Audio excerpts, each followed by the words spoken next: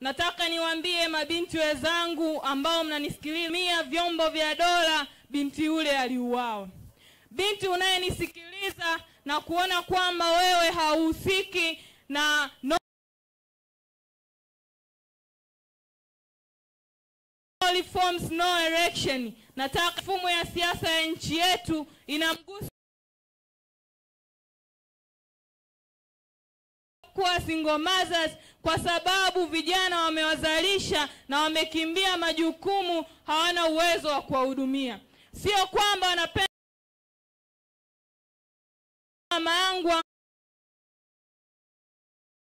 yangu ambaye unavaa kitenge cha sisi. Una furaha gani ya kujifunika kitenge hicho ili hali mtoto wako kuanzia mtoto wa kwanza mpaka wa 3 wote ni wapiga debe barabarani?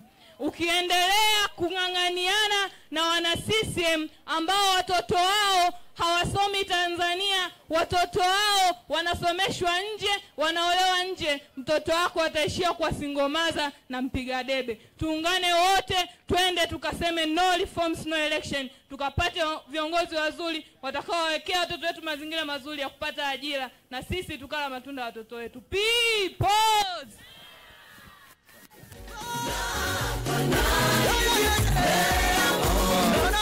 Naomba nikuite makamu mwenyekiti BAWACHA Taifa uje uweze kuzungumza na wananjombe. Babicha. Nimepewa jukumu la kukulinda wewe na ili mkutano huu hujatumwa shika kichwa. Nikisema CCM lia kwa haya, twende CCM.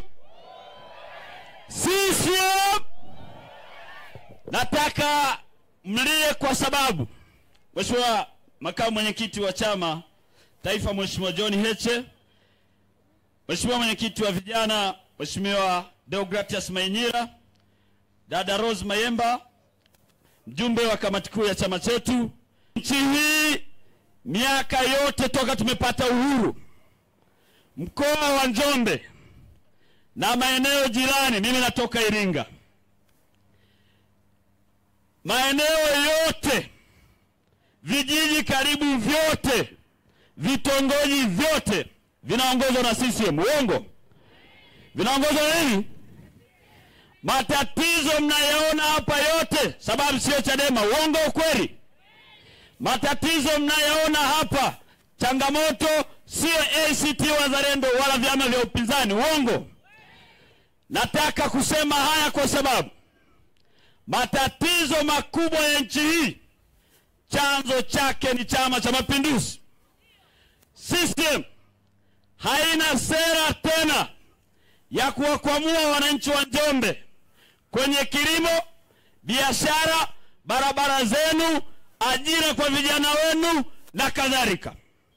Leo ukizunguka maeneo mengi, wananchi wa Njombe, viongozi wa CCM ndio wanaomiliki ardhi kubwa. Uongo? Ndio wanaomiliki mashamba makubwa. Uongo? Hapa nchi nzima mbunge wenu akiwa kabla hajawa mbunge alikuwa na uwezo wa kumiliki maekari ya ardhi huko vijijini.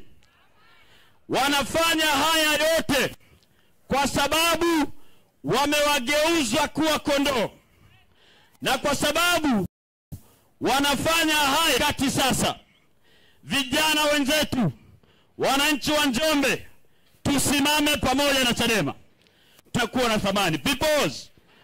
Peoples, nataka vijana mpate hasira, mfahamu kwamba kukosa ajira kwenu ni kwa sababu ya sera mbovu za Chama cha Mapinduzi.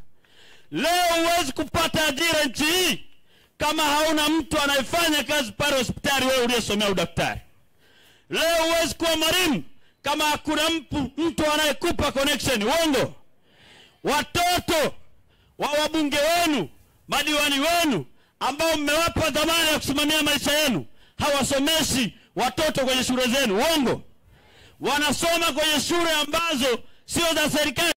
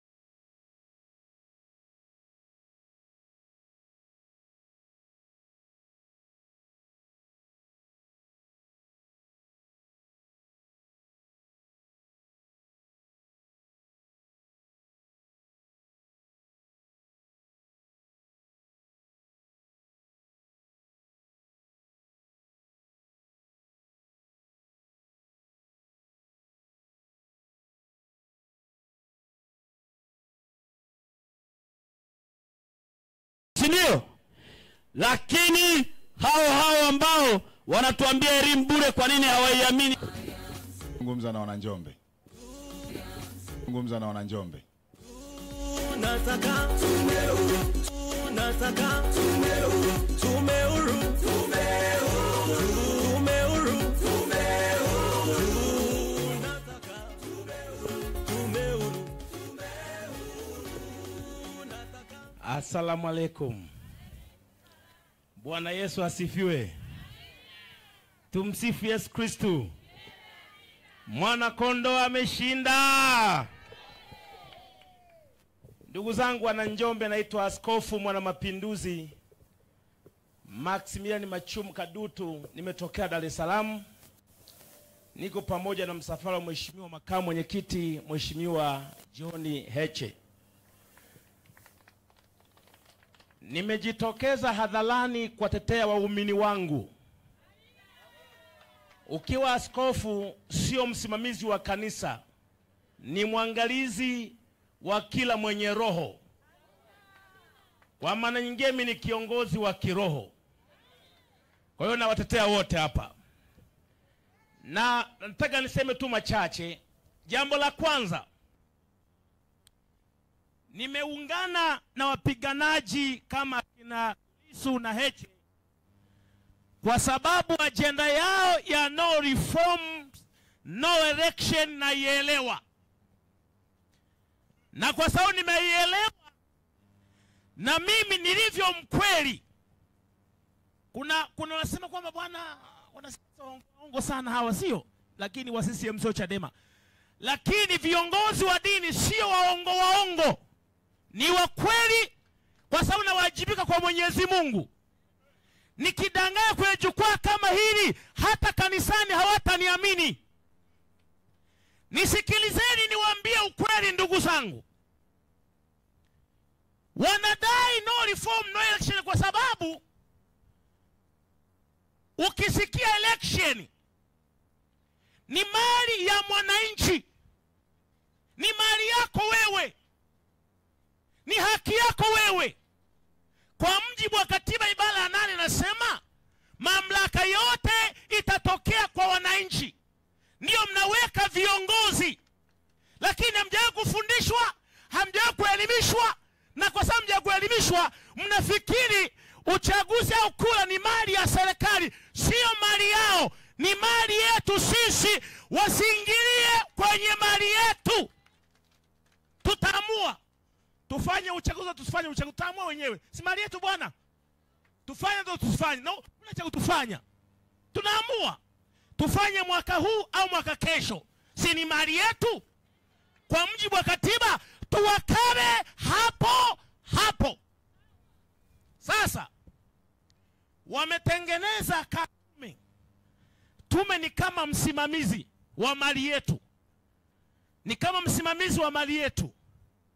Na kwa sababu wamefungua vyama vingi vya siasa, wanatakiwa waje kwetu wote, tuwapime kwa sera, alafu tuchague ni yupi anayefaa. Lakini hiyo tume inatakiwa iwe tume ya katikati. Isiwe tume ya upendeleo kwa chama kimoja cha siasa.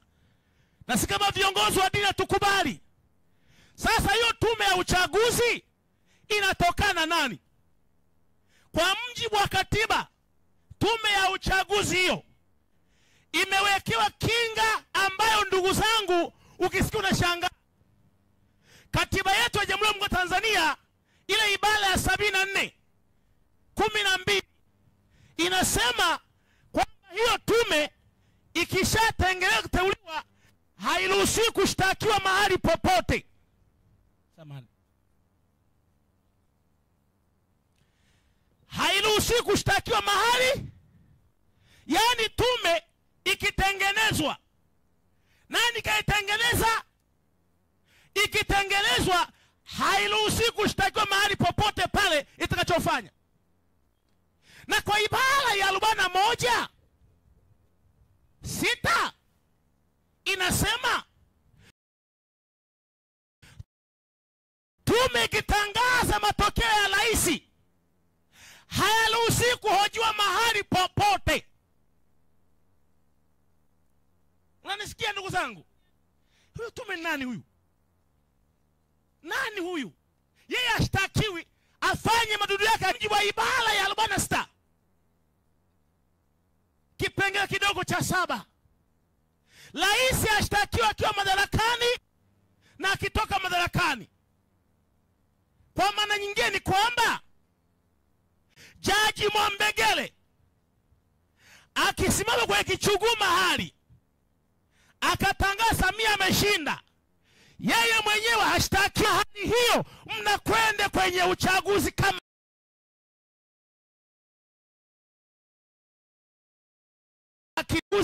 kina nani?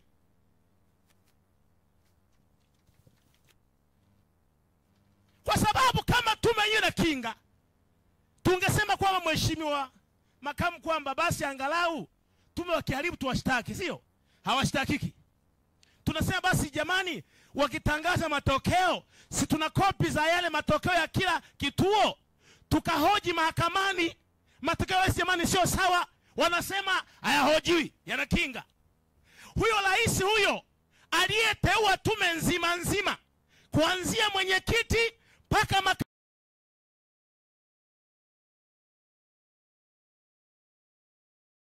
wake na wakurugenzi wote, haruhusiwi mwenyewe tena kushtakiwa akiwa madarakani na hata baada ya madarakani. Huyu kabeba nafasi ya Mungu.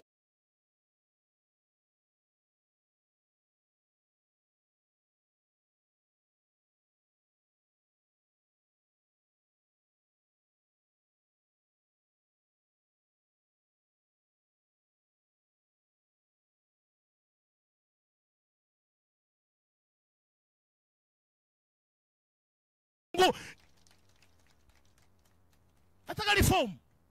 Reform imewezekana mwaka 61. Tukapata uhuru.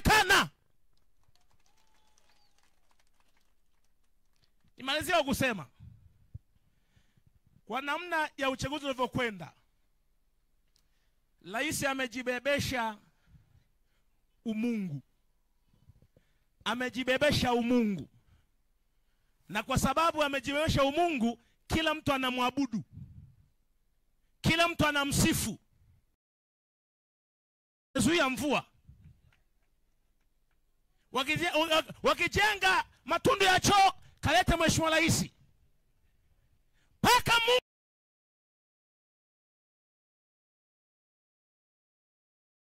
Mungu wa mbinguni ambaye utukufu wake hata changena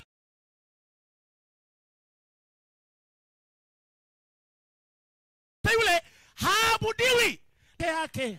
Asanteni sana ndugu zangu. Hiki ni kiapo cha wanachama wote wa Chama cha Demokrasia na Maendeleo. Asante sana baba askofu mwana mapinduzi. Ningeomba sasa dada yangu Rose Maemba, mjumbe wa kamati kuu, uje uzungumze hapa.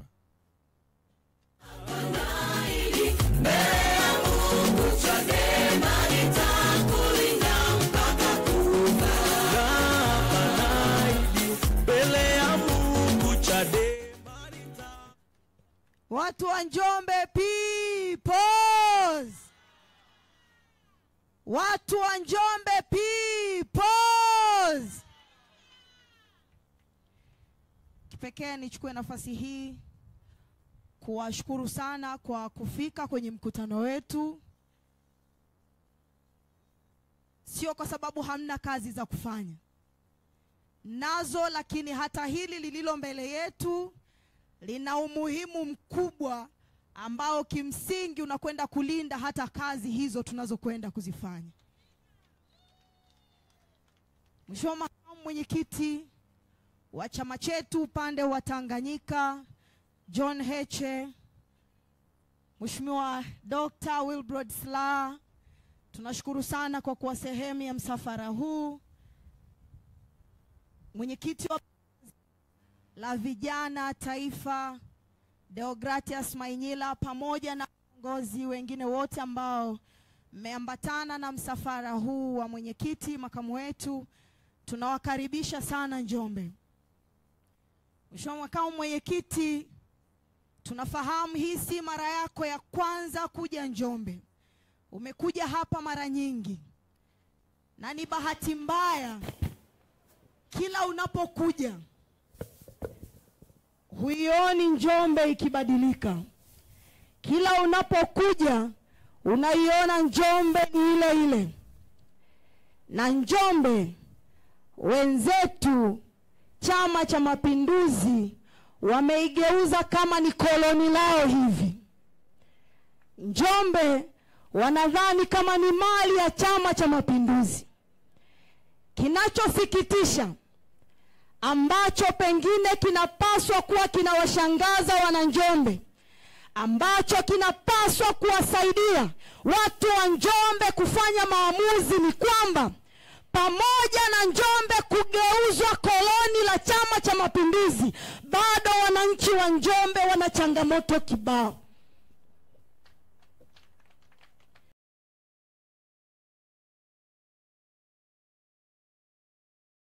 Tulikuwa tunadhani kwa sababu Njombe wameigeuza ni koloni lao, basi Njombe ingekuwa na maendeleo kuliko maeneo mengine yoyote, kama ilivyo Mbeya, kama ilivyo Mwanza, kama ilivyo Arusha, kama ilivyo maeneo mengine ambayo wenzetu walijaribu kufanya kazi na vyama vya upinzani, ambayo wenzetu walijaribu kuchagua madiwani, walijaribu kuchagua wabunge wa upinzani. Tumeona huko wakichukua hatua kubwa zaidi za kufanya maendeleo kuliko hapa kwenye koloni lao. Hiki ninachokizungumza ndogo tu, lakini ukiingia huko porini, hata magari ya kupakia mahindi yanaweza kukaa siku 3 hayajatoka porini. Hata magari ya kupakia viazi yanakwama.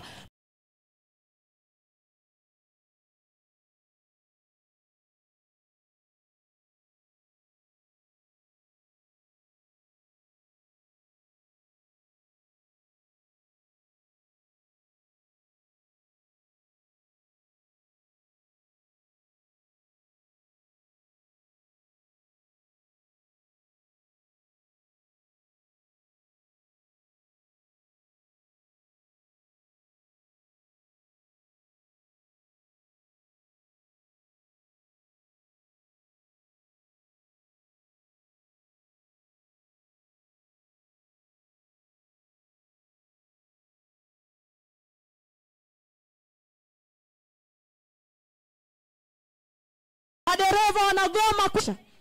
Juzi naona madiwani eti wanahangaika, wanataka kubadili jina kutoka kuwa Njombe mjini, wanataka kubadili jina kutoka kuwa Njombe mjini kwenda Njombe kusini, eti kwa sababu inaitwa Njombe mjini tunakosa maendeleo. Madiwani wenu wamekaa pale wanataka kubadili jina, wanadhani jina ndo linaloleta maendeleo.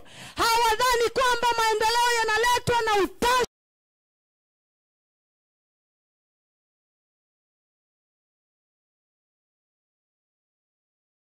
wa viongozi walioko madarakani. Huduma kila mahali, bila kujali ni kijijini, bila kujali ni mjini.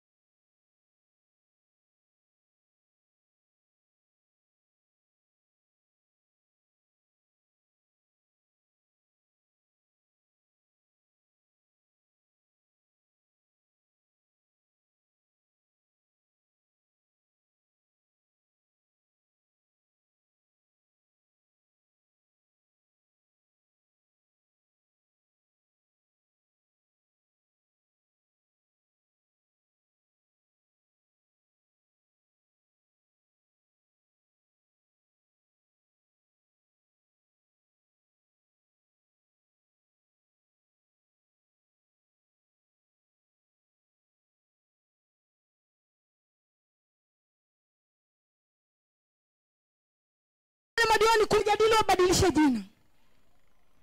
Viongozi tulionao, kama hawatakuwa na utashi wa kufikiria namna ya kutumia kodi mnazohangaika kutoa, wanahangaika na majina, wala hawapaswi kuwa na hiyo dhamana ya kuendelea kushiriki vikao vya baraza ya udiwani. Na wanapata hicho kiburi kwa sababu si hamkuwachagua, si walijiweka tu. Mifumo ya uchaguzi si iliwasukuma wakawa madiwani. Uwe na akili, uwe huna akili, CCM ikiamua unakuwa diwani. Ndio maana wako pale, hawapiganii maslahi. Wataita kusini, wataita kaskazini.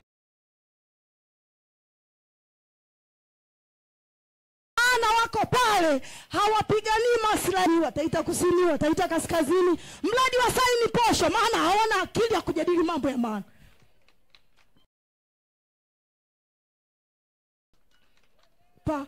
Madini ya chuma, wanasema tuna zaidi ya tani bilioni 1.2 za madini chuma.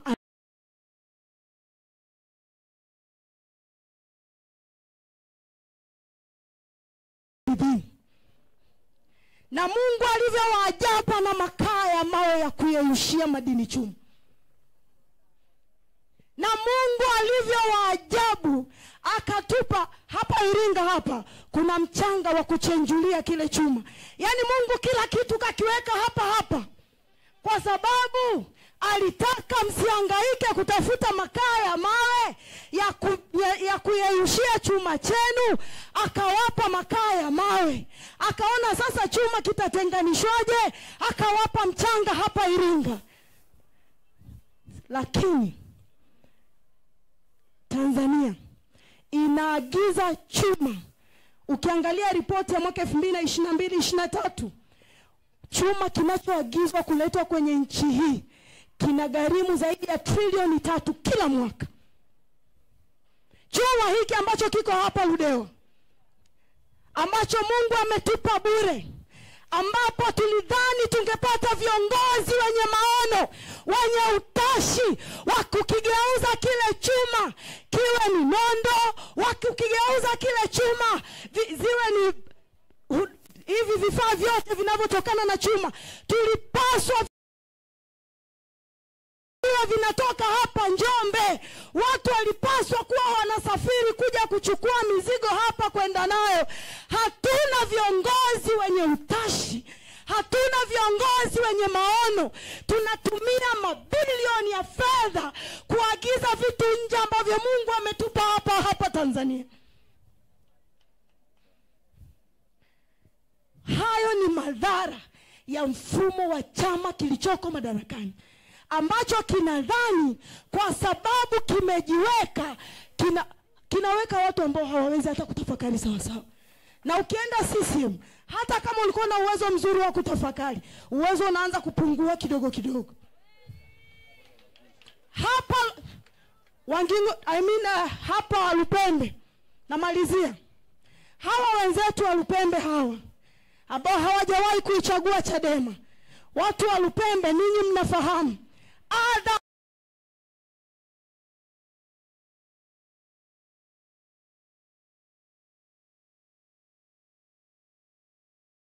ambayo sasa hivi mnapitia kwenye kurudi mikononi mwa wananchi.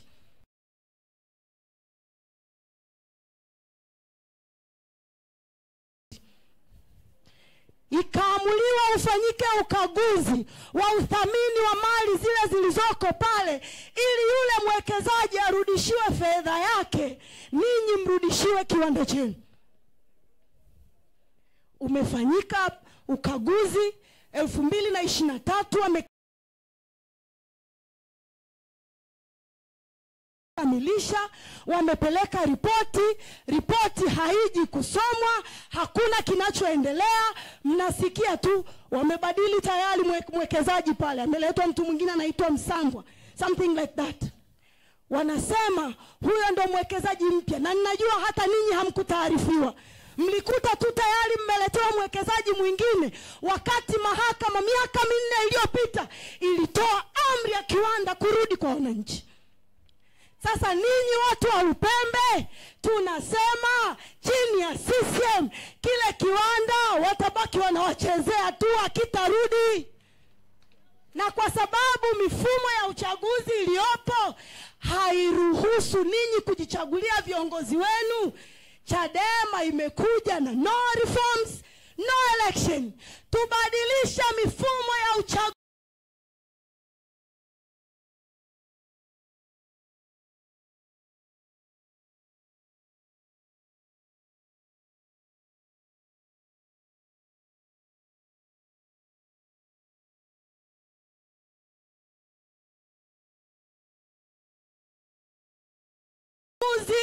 Ninyi muwe namba moja kuingia kwenye uchaguzi wa hovyo.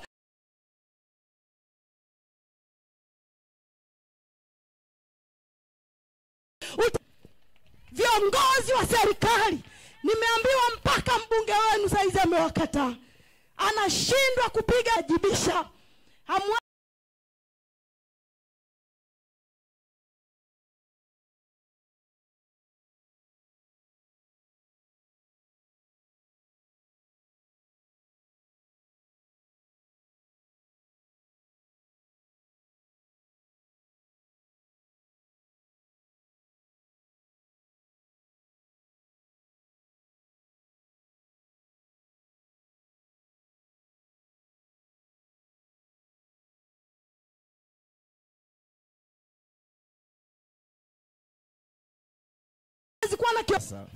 Njombe ngumi ziko wapi tusalimiane?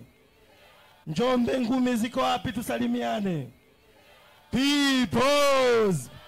Peoples. Mheshimiwa makamu mwenyekiti wa chama chetu, Mheshimiwa mjumbe wa kamati kuu dada yangu Rose Mayemba, Mheshimiwa makamu mwenyekiti wa chama chetu kanda ya Nyasa kakaangu Mwakajoka, waheshimiwa viongozi wengine wa kanda, makamu mwenyekiti wa BAVICHA taifa na viongozi wengine wote meza kuu, pamoja na mzee wetu wa heshima babu yangu Dr. Slaa, na wananchi wa Njombe, itifaki imezingatiwa. Bwana Yesu asifiwe sana. Tumsifu Yesu Kristo. Mwana kondoo ameshinda. Ninayezungumza kwa sasa naitwa Deogratias Cosmas Mahinyila, ni mwenyekiti wa baraza la vijana wa Chadema, vijana wajanja kabisa wa chama cha demokrasia na maendeleo Chadema, huwa tunaitwa BAVICHA. Ndugu zangu watu wa Njombe, nimesimama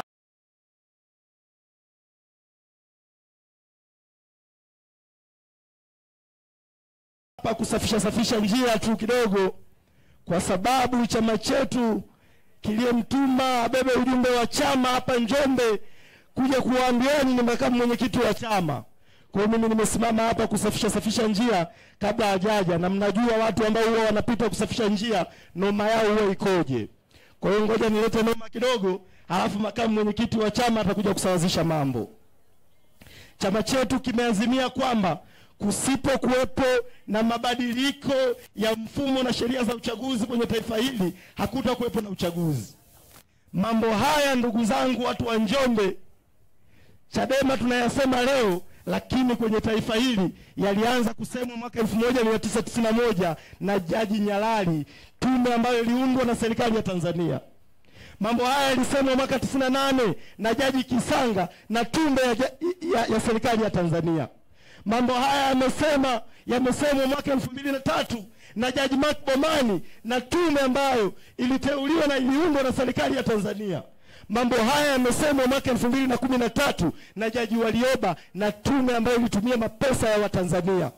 Mambo haya yamesemwa mwaka 2019 na Rais Benjamin William Mkapa kwenye kitabu chake cha My Life My Purpose. Wote hawa wamesema hakutakuwa na uchaguzi wa maana kwenye taifa hili kama kusipokuwepo na mabadiliko ya sheria za uchaguzi, sheria zitakapowapa wapinzani wa taifa hili haki ili wananchi waweze kumchagua kiongozi wanayemtaka. Ni lazima kuwepo na mabadiliko ya sheria za uchaguzi. Haya mambo tunayosema Chadema leo yameshasemwa na wana CCM wote hao niliowataja, ambao wengine walikuwa mpaka majaji na wengine walikuwa mpaka marais. Nyie watu wa Njombe mnataka malaika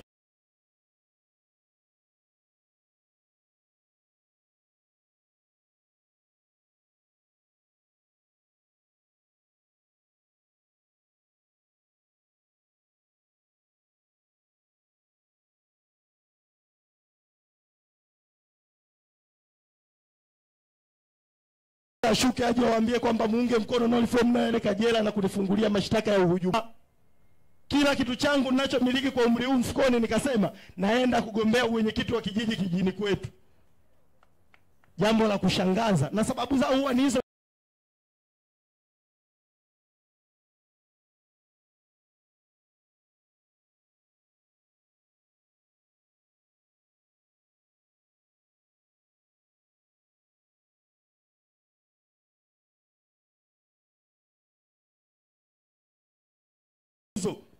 Andike jina lake hawezi, lakini mimi waliondoa jina langu wakati hiyo tume yao ya uchaguzi ilikuwa imeniandika mimi jina langu. Nilikuwa nimejiandikisha jina namba 41 kwa wapiga kura wa kijiji kile. Sifa za kuwa mpiga kura ni lazima uwe mkazi. Wakati wa kuniondoa anasema wewe sio mkazi. Sasa nikaanza wauliza ile jina langu hapo namba 41 la nini? Nimeyasema haya kuambieni kwamba kusipo kuwepo na mabadiliko ya sheria za uchaguzi, hakuwezi kuwepo uchaguzi kwa hali ilivyo. Mkishiriki kwenye uchaguzi wote, mnajua kilichomtokea hapa kijana wenu George Sanga kwenye uchaguzi wa mwaka 2020. Amekaa jela miaka 5 eti kaua. Mahakama imemwachia. Umempotezea mtu miaka 5, halafu unamwacha kwa kumsingizia. Hivi nyie CCM, huo moto mtakaochomwa hamuogopi? Wameua wagombea wa Chadema. Manyoni, mwenyekiti wetu wa kitongoji, amepigwa risasi mchana kweupe.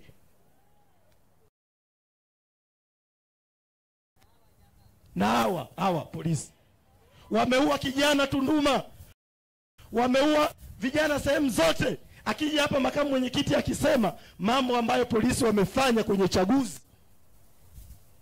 wamefanya mauaji. Kwa hiyo tunayasema haya kuwaonyesheni kwamba mko watu huwa muamini mpaka muone, mpaka msikie. Tunayasema haya kuwaonyesheni kwamba ni ushuhuda. Tunawaombeni sana ndugu zangu watu wa Njombe, iungeni mkono Chadema na CCM. Makamu mwenyekiti wameshachanganyikiwa na no reforms no election. Kuwapeni ushahidi wa hilo, leo wamechanganyikiwa na no reform no election. Leo makamu mwenyekiti, iko barua inasambaa. Sijui kama ni kweli barua hii ni ya polisi, wao watasema ni ya kwao au sio ya kwao. Mkuu wa polisi wilaya Iringa mjini ameandika barua tarehe 25 mwezi wa 3 mwaka 2025 akimwandikia kiongozi wa Chadema wilaya Iringa mjini. Barua hiyo inasomeka hivi: yahusu kibali cha kufanya mkutano wa hadhara. Kwenye barua hii anasema pamoja na mambo mengine wanaturuhusu Chadema kufanya mkutano tarehe 30 mwezi wa 3 mwaka 2025. Anaenda mbali zaidi, anasema na waruhusu mfanye huo mkutano, lakini nimeafiki mkutano huo ufanyike kwa kuzingatia masharti yafuatayo. Kwa kuzingatia masharti yafuatayo. Huyu mtu anaitwa mkuu wa polisi wa wilaya. Yaani angalia kwenye taifa tulilonalo, akili ya mtu aliyepewa mamlaka ya kuwa mkuu wa polisi kwenye wilaya. Sisemi hizi ni akili za mapolisi wote. Wako mapolisi wana akili. Wako mapolisi wanajua majukumu yao. Lakini kwa asilimia kubwa tunao watu wenye akili hizi. Sikiliza masharti yanayowapa Chadema. Natarajia mtafanya mkutano huo kwa amani na utulivu kulingana na lengo mlilolitaja katika barua yenu. B.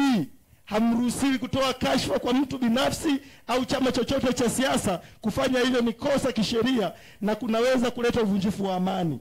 Hamruhusiwi kujadili masuala ya kidini. Kufanya hivyo ni kosa kinyume cha sheria. Zingatieni muda wa kuanza na kumaliza mkutano. Hatua kali za kisheria zitachukuliwa dhidi yenu endapo mtakiuka masharti yaliyopo katika barua hii.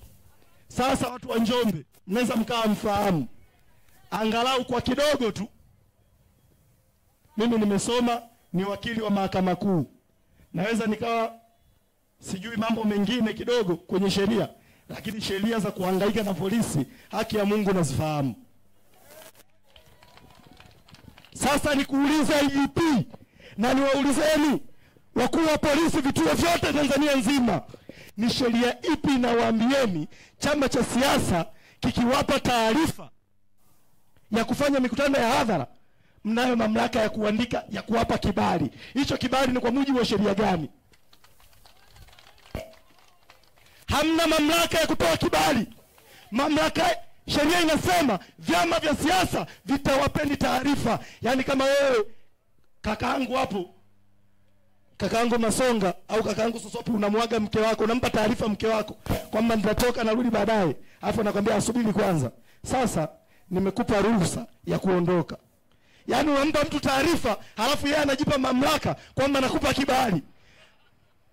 Huo utaratibu wenu wa kuandikia vibali Chadema ukombe. Hatutaki vibali vyenu. Hii wafikie. Halafu haya makaratasi mnayotumia kuandika vibali, hivi hamjui kama huo ni uhujumu uchumi huo? Hamjui kama mnalipa ili taifa hasara? Yaani unatumia wino wa serikali, kompyuta ya serikali, makaratasi ambayo nyie mmelipa kodi kumwandikia mtu eti kibali. Hicho kibali kwa sheria ipi? Jambo la pili, mnasema tunawapeni mzingatie maelekezo haya. Hivi nyie polisi, nyie ni wa kuelekeza Chadema sheria? Yaani hii Chadema ambaye mwenyekiti wa chama chake ni Tundu Lissu,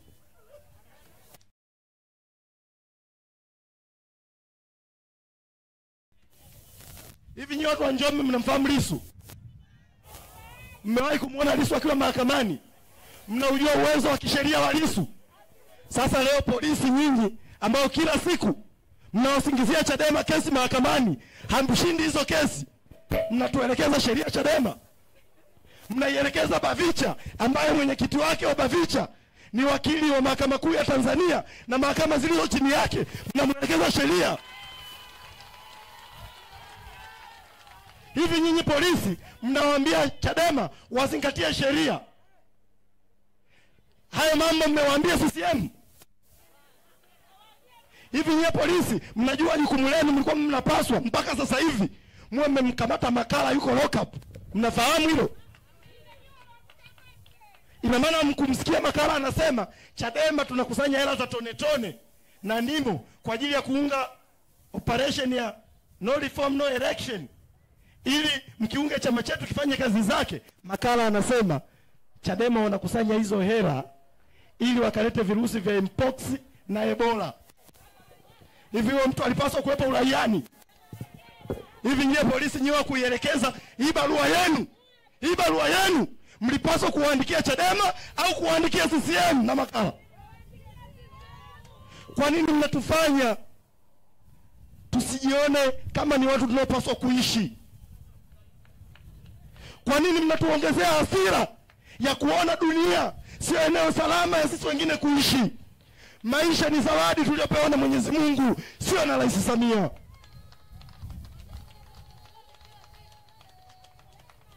Halafu yupo mtu kama mwenyekiti anaitwa msajili wa vyama vya siasa, eti anaipa Chadema wiki 2.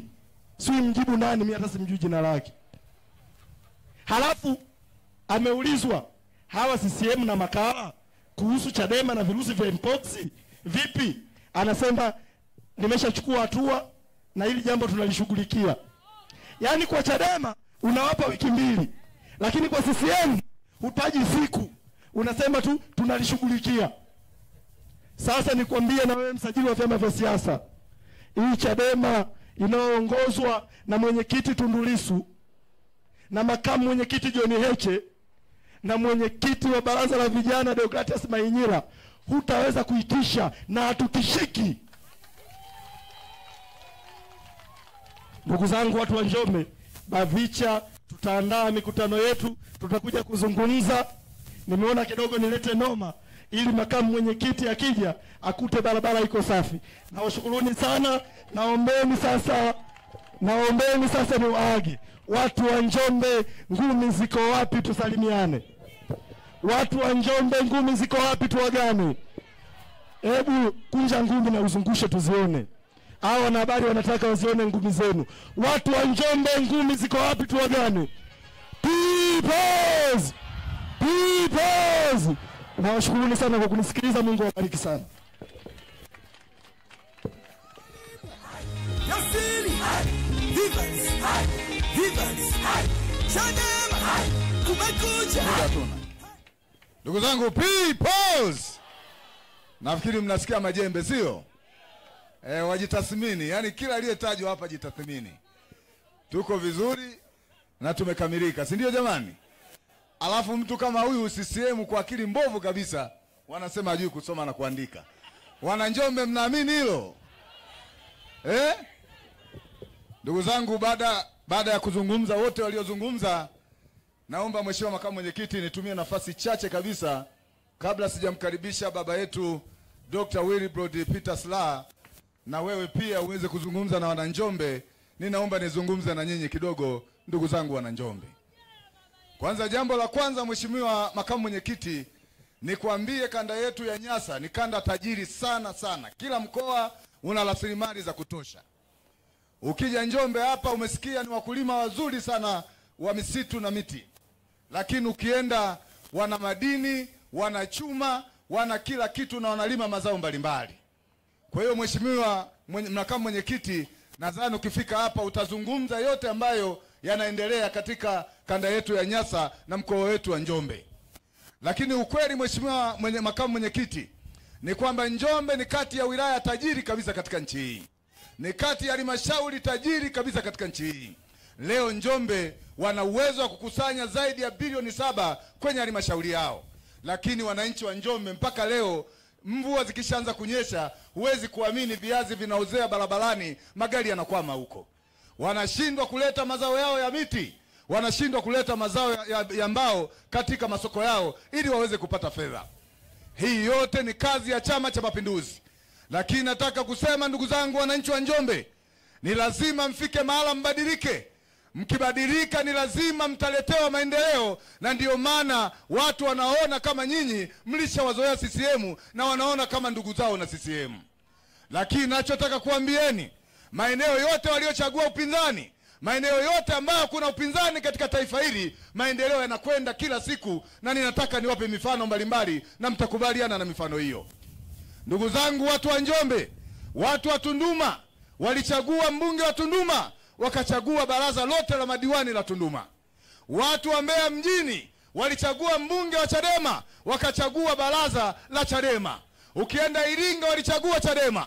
Ukienda Dar es Salaam yote walichagua Chadema. Ukienda Arusha walichagua Chadema. Ukienda Mwanza walichagua Chadema. Ukienda Bukoba walichagua Chadema. Ukienda Mara, Tarime na maeneo mengine walichagua Chadema.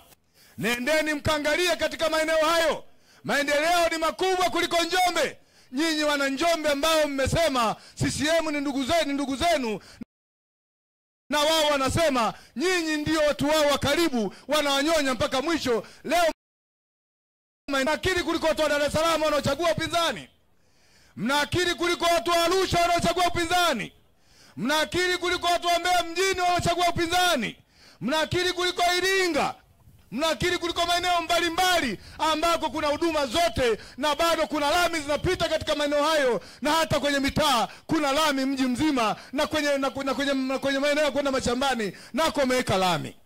Na ndio maana chama chetu baada ya kufanya tathmini ya muda mrefu, maana yake wamefanya chaguzi 4, tumekuta chaguzi zote zinaibiwa. Tukasema sasa tujaribu kuchukua maoni ya wanachama na Watanzania wote, tuweze kuelewa kwamba Watanzania hivi kweli wanaelewa uchaguzi ambao CCM wanafanya kuwachezea Watanzania.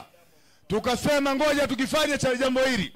Chama kimefanya kazi ya kupata maoni mwaka 2019, wamepata maoni mwaka 2020, wamepata maoni mwaka 2024, wamekuta hakuna uchaguzi katika nchi hii, na maoni ya Watanzania wengi wanasema hawatakwenda tena kuchagua viongozi katika taifa hili. Chama kikasema ngoja kichukue jukumu la kupeleka taarifa hii kwa wananchi wote, kuwaeleza walio na vyama na wasio na vyama. Na ninataka kuhakikishia ndugu zangu wana wa Njombe, yeyote ambaye yuko katika nchi hii, yeyote ambaye yuko kwenye mkoa huu atahusika moja kwa moja na no reform, no election na bila kuchelewa. Ukiwa CCM uko Njombe, utakuja kuzuia uchaguzi huu. Ukiwa jeshi la polisi, utahusika kuzuia uchaguzi. Ukiwa mfanyabiashara, utahusika kuzuia uchaguzi, kwa sababu kuzuia uchaguzi huu tunahitaji maendeleo, tunahitaji mabadiliko katika taifa hili. Tunahitaji wananchi wachague kiongozi wanayemhitaji. Na sifa ya kuchagua kiongozi unayemhitaji, kiongozi atakuwa na kutumikia, atakusikiliza, atachukua maoni yako na atayafanyia kazi. Leo hii mnalia, mnasema hamna barabara. Barabara mnazikuta wapi wakati viongozi wenu hawachaguliwi na nyinyi? Viongozi wenu wanaletwa na serikali ya CCM. Kwa lazima tukubaliane, ni lazima tuamue kwa uamuzi mmoja kwamba safari hii tunasema hatutaki utani, tumekuja kufanya kazi kuhakikisha kwamba taifa hili ambalo ni taifa letu sote, sio la Chama cha Mapinduzi wala sio serikali ya Mama Samia Suluhu iliyoleta taifa hili. Kwa maana hiyo tunakwenda kusimama kuhakikisha kwamba uchaguzi huu, na kama hawawezi kusikia, wanasema tuna polisi wengi, wanasema tuna majeshi, tuko tayari, lakini tuko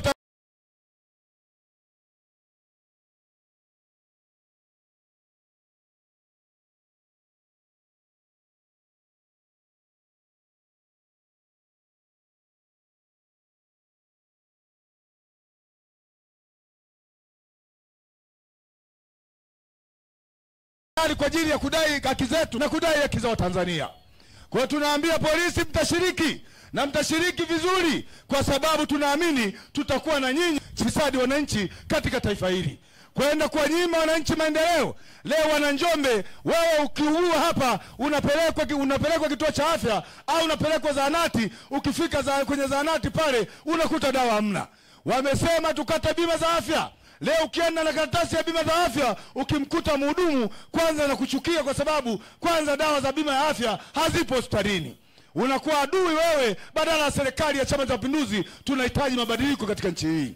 Wafanyabiashara tunawapigania, tunazunguka, tazungumza na jua hili kwa sababu ya wafanyabiashara katika nchi hii. Hakuna aliye salama katika nchi hii, kila mmoja analia, awe mkulima, mfanyabiashara, awe mtu gani, wote tunalia katika taifa hili. Ni lazima tusimame kwa miguu yetu, tupiganie taifa hili, tulibadilisha taifa hili. Leo mnaona tunatembea na mzee Dr. Slaa hapa, umri wake mnamuona hivi, mnataka mnaambia Dr. Slaa anatafuta nini katika taifa hili?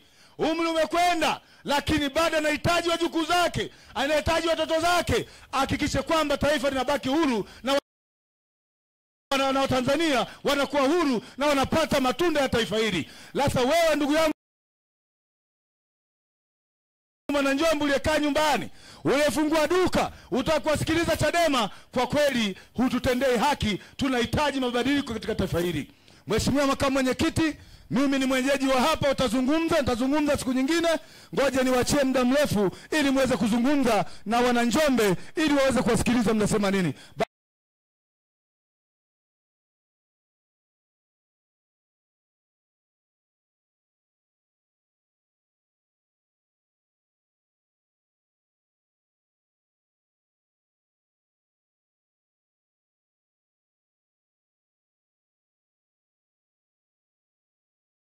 Dr. Slaa, ninakuomba uweze kuzungumza na ndugu zetu wana Njombe. Asanteni sana.